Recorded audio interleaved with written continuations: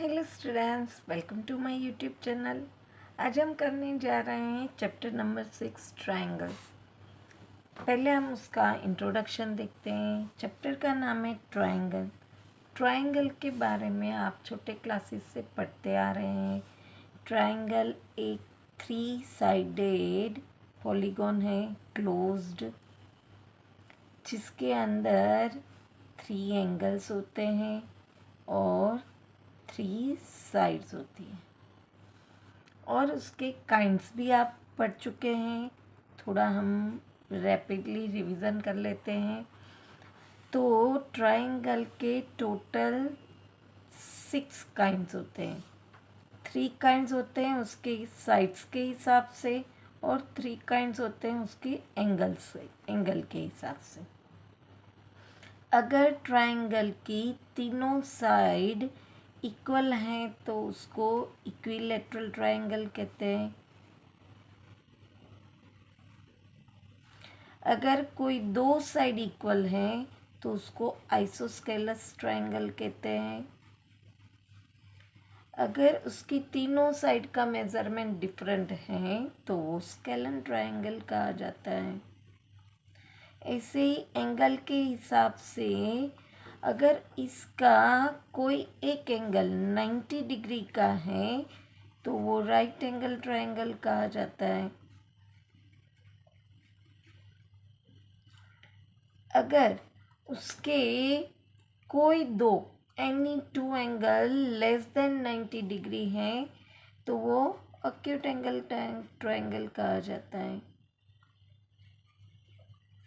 और उसका कोई एक एंगल ग्रेटर देन 90 डिग्री है, यहाँ पे लेस देन 90 डिग्री और यहाँ पे ग्रेटर देन 90 डिग्री है तो वो ऑब्टस एंगल ट्रायंगल कहा जाता है। ये सब आप छोटे क्लासेस में पढ़ चुके हैं। साथ में छोटे क्लासेस में आप कॉन्ग्रुएंस नाम का एक वर्ड पढ़ चुके हैं। 9th में आप कॉन्ग्रुएंसी ऑफ ट्रायंगल चैप्टर पूरा पढ़ चुके हैं, जिसका मतलब क्या होता है कि कोई भी दो फिगर जो होती हैं, यहाँ पे मैं 2 ट्रायंगल की बात कर रही हूँ, तो दोनों ट्रायंगल का शेप, दोनों वो जो फिगर है उसका शेप एज वेल एज उसकी साइज, वो दोनों इक्वल हैं तो वो फिगर कॉन्ग्रुएंट कहलाते हैं। यहाँ पे हमें सिमिलैरिटीज की बात करनी है। सिमिलैरिटी में क्या रहता है तो कि भाई कोई भी 2 फिगर हैं वो शेप में इक्वल होनी चाहिए, उसका शेप इक्वल होना चाहिए, पर उसके साइज का मेजरमेंट डिफरेंट है तो चलेगा। उसके कुछ क्राइटेरिया रहते हैं उसके लिए। अगर हम सिमिलैरिटीज की बात करें तो ऑल सर्कल्स, अब वो छोटा हो या बड़ा हो, सर्कल का शेप सेम रहता है तो ऑल सर्कल सिमिलर कहलाते हैं।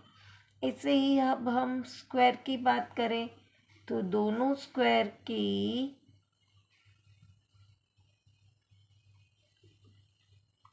साइज डिफरेंट है पर वो शेप सेम है तो वो सिमिलर कहलाते हैं।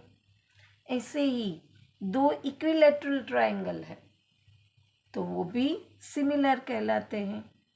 तो ये सिमिलैरिटी के एक पर्टिकुलर लॉ होता है और वो लॉ क्या होता है तो कि भाई कॉरस्पॉन्डिंग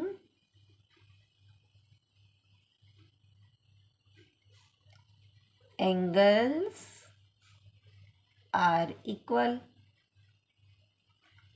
उनके कॉरस्पॉन्डिंग, जैसे मैं ये एक स्क्वायर की बात कर रही हूँ तो उसके शेप्स इक्वल हैं तो ऑब्वियसली उसके वो क्लियर है कि भाई उसके चारों एंगल 90 डिग्री के होंगे।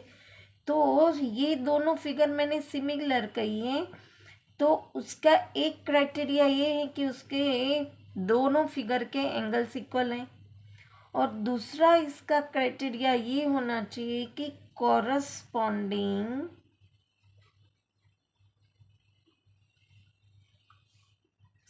sides are in proportion.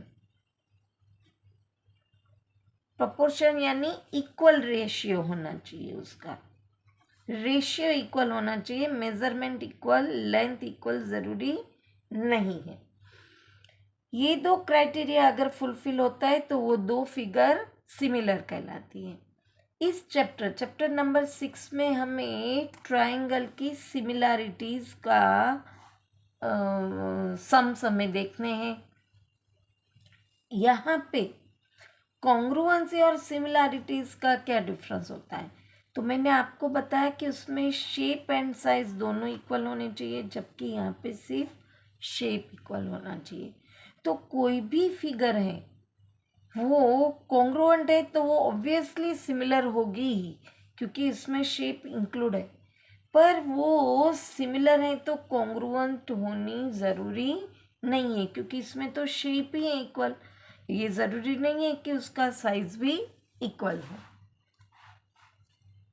तो यहाँ पे ये सिमिलैरिटीज़ का टॉपिक हमें पढ़ना है। अब हम एक्सरसाइज 6.1 देखते हैं। वो थियरिकल बेस है तो बहुत ही आसानी से हम उसको सॉल्व कर पाएंगे। यहाँ पे क्वेश्चन देखते हैं। Fill in the blanks using the correct word given in the bracket. All circles are dash. कोई भी सर्कल है उसकी रेडियस अलग अलग हो सकती है पर शेप उनका सेम ही होता है तो वो सिमिलर कहलाते हैं। ऑल स्क्वायर्स आर सिमिलर, मैंने अभी आपको एक्सप्लेनेशन में बताया। All dash triangles are similar. Equilateral triangle के अंदर तीनों साइड इक्वल होती हैं। ऑब्वियसली तीनों साइड इक्वल हैं तो तीनों एंगल भी उसके सेम ही रहते हैं 60 डिग्री, तो वो भी इक्विलैटरल ट्राइंगल सिमिलर कहलाते हैं। Two polygons of the same number of sides are similar if their corresponding angles are equal होने चाहिए और their corresponding sides are in proportion होनी चाहिए। ये सिमिलैरिटी का लॉ है जो अभी हम इंट्रोडक्शन में देख चुके हैं। यहाँ पे हमें सेकेंड क्वेश्चन दिया है, give two different examples of a pair of similar figure. तो अभी मैंने इंट्रोडक्शन में सिमिलर फिगर में ऑल सर्कल्स और ऑल स्क्वायर्स, इक्विलैटरल ट्राइंगल वो सिमिलर फिगर्स में दिया, और नॉन सिमिलर तो जैसे कि एक स्क्वायर और रेक्टेंगल है या एक ट्राइंगल और एक पेंटागन है तो वो नॉन सिमिलर फिगर कहलाएगी। तो आप कोई भी उसमें एग्जाम्पल लिख सकते हैं। थर्ड क्वेश्चन है, state whether the following quadrilaterals are similar और नॉट। अब देखो 4 साइडेड फिगर को क्वाड्रिलेटरल बोलते हैं। यहाँ पे ये फिगर के अंदर ये स्क्वायर है क्योंकि उसके चारों angle all the 4 angles are 90 degree वो दिया गया है, जबकि ये फिगर के अंदर ये फिगर ऑब्वियसली पैरेललोग्राम दिख रही है, उसके एंगल में सिंबल नहीं है। तो अब सिमिलर की जो डिफाइन है लो है उसमें ऑल एंगल्स आर इक्वल और all sides are in proportion आना चाहिए। अभी साइड की बात करें तो साइड तो ऑब्वियसली ये प्रोपोर्शन में है। अगर आप ऐसे प्रोपोर्शन यानी कैसे कहते हैं वो भी मैं बता दूं। चलो ये दो फिगर हैं तो उसका SR, ये SR है जो CD के प्रोपोर्शन में होना चाहिए। फिर SP जो है